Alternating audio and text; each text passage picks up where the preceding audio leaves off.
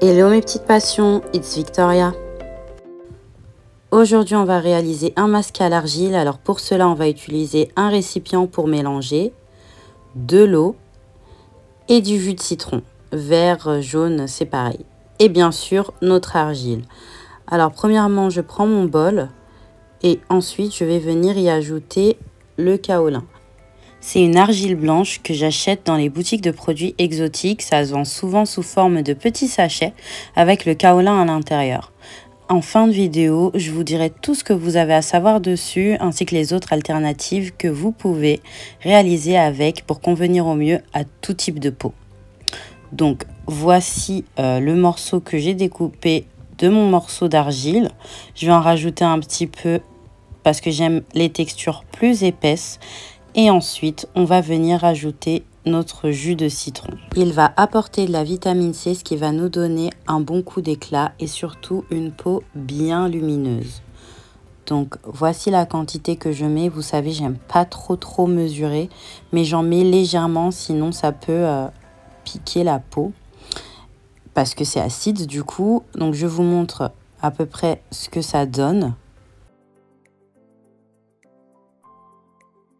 Maintenant, je vais venir ajouter l'eau. Ce qui est bien avec les masques à l'argile fait maison, c'est qu'on peut avoir la consistance parfaite.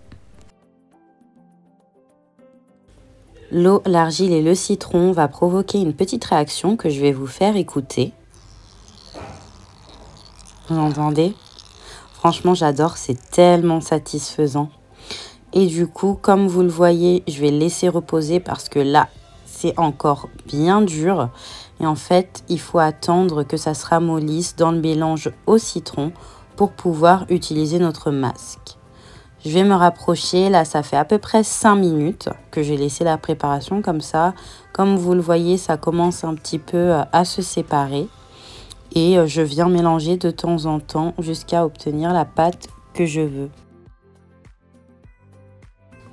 Voici 5 minutes encore après, donc je me rapproche bien pour que vous voyez bien la consistance que ça a. Et pour moi, là, c'était encore beaucoup trop épais. Donc je vais mélanger pour... Vous voyez, il y a encore un gros bloc d'argile. C'est beaucoup trop épais pour moi, donc du coup, pas de souci, je vais rajouter de l'eau.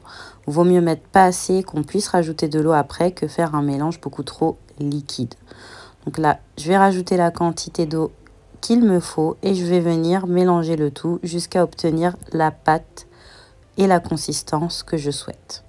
Je finis au doigt parce que j'adore toucher les choses, mais voilà à peu près ce que ça donne et je vais venir appliquer tout ce mélange tout simplement sur mon visage et je vous retrouve juste après.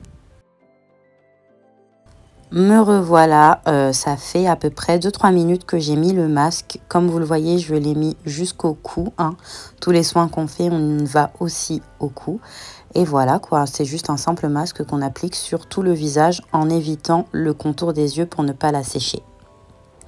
Voilà ma peau juste après être sortie de la douche et après l'avoir séchée à la serviette.